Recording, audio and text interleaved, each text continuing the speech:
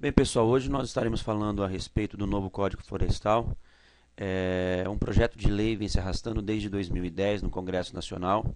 O relator do projeto desse novo código é o Aldo Rebelo, do PCdoB de São Paulo. E nós veremos aí algumas curiosidades em torno do que é esse novo Código Florestal, que eu acredito que é um tema bastante importante que vai cair muito no vestibular nesse ano. Bem, pessoal, antes de nós falarmos alguma coisa sobre as mudanças no Código Florestal, é importante nós entendermos aí quem é a favor e contra a esse projeto de lei, né? A favor, então, nós temos os ruralistas que defendem a aprovação do projeto, né, do relatório de Aldo Rebelo, como está. O governo apoia o relatório, mas não há consenso sobre a isenção de reserva aos pequenos, né? Nós temos aí as entidades científicas que acham que deva ocorrer uma discussão maior sobre o assunto e o adiamento da votação. E no outro extremo, no extremo nós temos os ambientalistas que são contra o projeto e que, na opinião deles, nós vamos ter muitas flexibilizações na legislação ambiental. Bom, pessoal, vamos falar um pouquinho então a respeito de como é o Código Florestal vigente, não? O Código Florestal vigente, ele é oriundo da Lei 4.771, do ano de 1965, em que nós temos algumas curiosidades sobre essa lei, principalmente quando nós falamos em reserva legal. Você observa aí que o Código vigente prevê percentuais de diferentes preservações ambientais, né, dentro de propriedades de acordo com a região. 80% para a Amazônia Legal, 35% para o Cerrado e 20% para o restante do país, né? Há também que se ressaltar a questão das APPs, que são áreas de preservação permanente, como é o caso nas margens dos rios. Atualmente é exigida a área de APP de 30 metros nas margens de rios com até 10 metros de largura. Para rios com largura de 600 metros, a área de preservação exigida é de 500 metros. Morros e encostas também são APPs.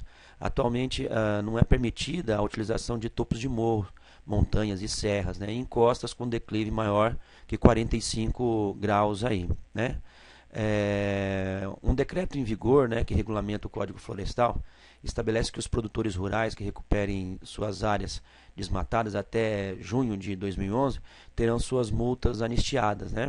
Então nós temos uma anistia acontecendo nesse contexto todo aí, né?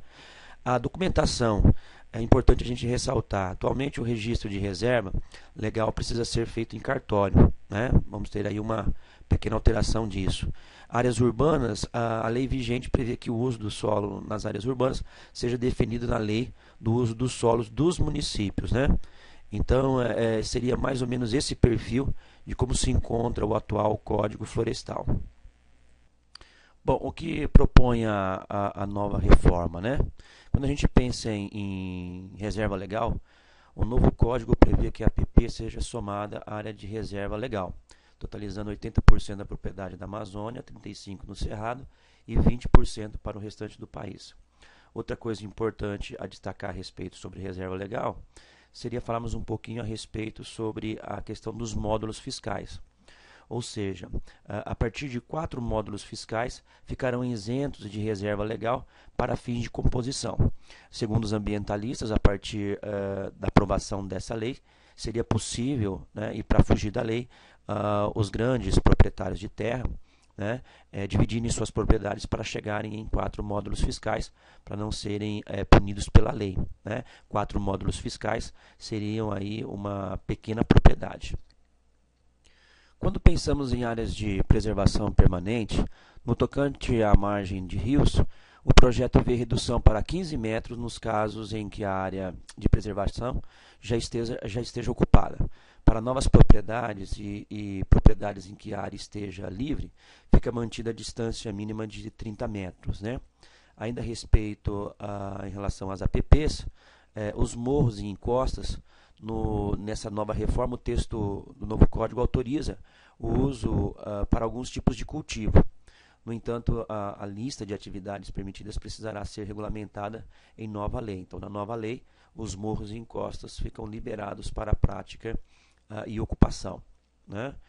Quando a gente pensa, então, ainda sobre a questão dessa modificação, né, quando você analisa a documentação com o novo código, o registro da área pode ser feita no ato declaratório no órgão ambiental estadual, né?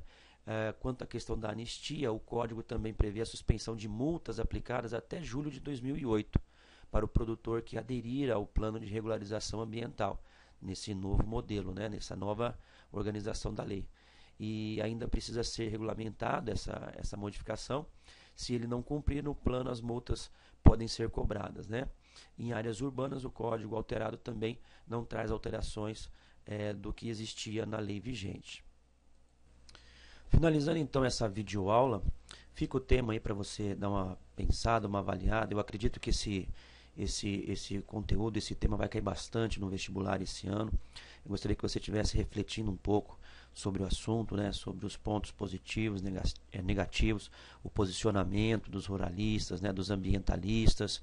Eu acredito que isso possa ser inclusive tema de redação, né? Você vê na imagem aí o relator, o Aldo Rebelo, vê a ligação disso, né, com o processo agrícola, enfim, né? Espero ter contribuído aí para que você possa estar aprofundando os seus conhecimentos.